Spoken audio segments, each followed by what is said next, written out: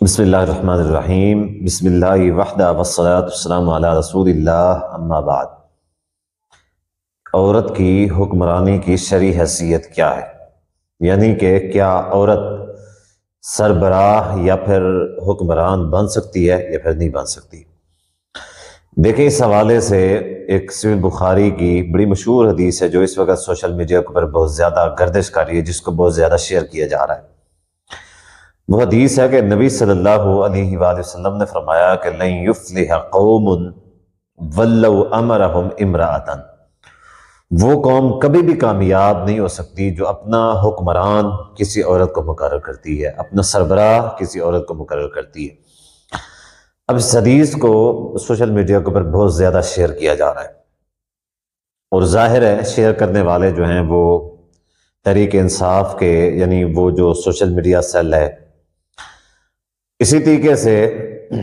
ان کا جو مقصد ہے اس چیز کو شیئر کرنے کا مقصد صرف یہی ہے کہ مریم نواز کو پنجاب کا وزیر اعلیٰ بنایا گیا ہے۔ اس حوالے سے دیکھیں، سب سے پہلے تو میں یہ کہنا چاہتا ہوں کہ ہم عورت کی حکمرانی کے قائل نہیں ہیں۔ شریعت کی روشنی میں عورت کی جو حکمرانی ہے وہ ناجائز ہے، عورت حکمرانی نہیں کر سکتی۔ لیکن افسوس کی بات یہ ہے کہ وہ جو ہمارے تحریک انصاف کے بھائی ہیں وہ بھی ذاتی مقاصد کے تحت اس چیز کو، یعنی اس سے ذاتی مفاد کی خاطر اس چیز کو شیئر کر رہے ہیں، اس چیز کا رد کر رہے ہیں، جبکہ مقصد صرف اور صرف خالصتاً اسلام کی سربلندی ہونا چاہیے تھا، اللہ اور اللہ کے رسول صلی اللہ علیہ وآلہ وسلم کی اطاعت و فرما برداری ہونی چاہیے تھی۔ تو نہ تو ان کا مقصد اسلام کی سربلندی ہے اور نہ ہی اللہ اور اللہ کے رسول کی یعنی فرما برداری ہے، کیونکہ اگر یہی مقصد ہوتا تو ظاہر ہے کہ ان کے دور میں جب زرتاج گل کو وزیر بنایا گیا تھا، اسی طریقے سے یاسمین راشد کو بھی یعنی ایک وزارت کو عہدہ دیا گیا تھا۔ ایسی کئی ساری اور بھی عورتیں اور خواتین تھیں جن کو بڑی بڑی وزارتیں اور عہدے دیے گئے تھے۔ ظاہر ہے اس وقت بھی مخالفت کرتے، جب ایک عورت الیکشن کے لیے کھڑی ہوئی تھی اور وہ ڈیمانڈ کر رہی تھی کہ آپ مجھے اپنے حلقے کے اندر ووٹ دیں اور میں آپ کی سربراہی کروں گی، آپ کی حقوق کی جنگ لڑوں گی، ظاہر ہے تو اس وقت بھی یہ احادیث شیئر کی جا سکتی تھی۔ لیکن افسوس کی بات یہ ہے کہ ہمارے معاشرے میں دین کو صرف ذاتی مقاصد کے لیے استعمال کیا جاتا ہے، دین کو اللہ کی رضامندی کے لیے، رسول اللہ صلی اللہ علیہ وسلم کی سنت کے لیے استعمال نہیں کیا جاتا، اور نہ ہی اسلام کی سربلندی کے لیے استعمال کیا جاتا ہے۔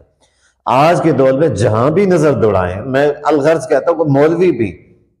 مولوی بھی اکثر و بیشتر مولوی جو ہیں وہ بھی ذاتی مفاد کے لیے دین کو استعمال کرتے ہیں۔ کوئی بھی شخص آج کے دور میں دین کو، اگر دین رہ گیا صرف اور صرف ذاتی مفادات کے لیے رہ گیا ہے،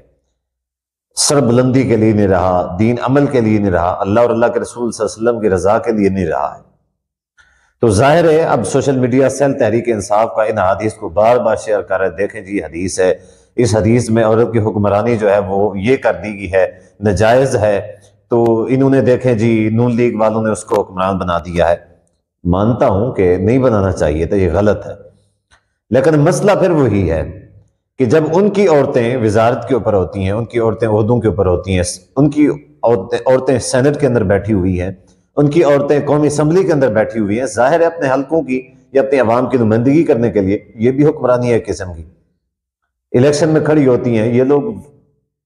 اس کو جو ہے نا تحریک انصاف والے ان کو جو ہے نا ٹکٹ جاری کرتے ہیں، ظاہر ہے کرتے ہیں، تو کہ یہ حکمرانی نہیں ہے، یہ ناجائز نہیں ہے۔ مسئلہ پھر وہی ہے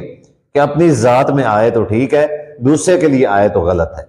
تو یہی سیاسی پارٹی کرتی ہے۔ عام طور پہ مذہب کارڈ کھیلنے والے مذہب کارڈ کھیلنے کی کوشش کرتے ہیں، خود جو جی میں آتا ہے کرتے ہیں، لیکن دوسروں کی مخالفت کرتے ہیں، یہ انہوں نے غلط کر دیا، ابھی ان کو نہیں کرنا چاہیے تھا۔ تو مقصد، بات کرنے کا مقصد یہ تھا، انتہائی افسوس ہوا ہے، بہت زیادہ افسوس ہے کہ بات تو ٹھیک ہے، جیسا کہ سیدنا علی رضی اللہ تعالیٰ کا فرمان ہے، کلمۃ حق ارید بہا الباطل، بات تو ٹھیک ہے لیکن اس سے جو مطلب لیا گیا ہے وہ دو نمبر ہے۔ جو سیدنا علی رضی اللہ کا ارشاد گرامی ہے وہ سیم یہاں پہ فٹ آ رہا ہے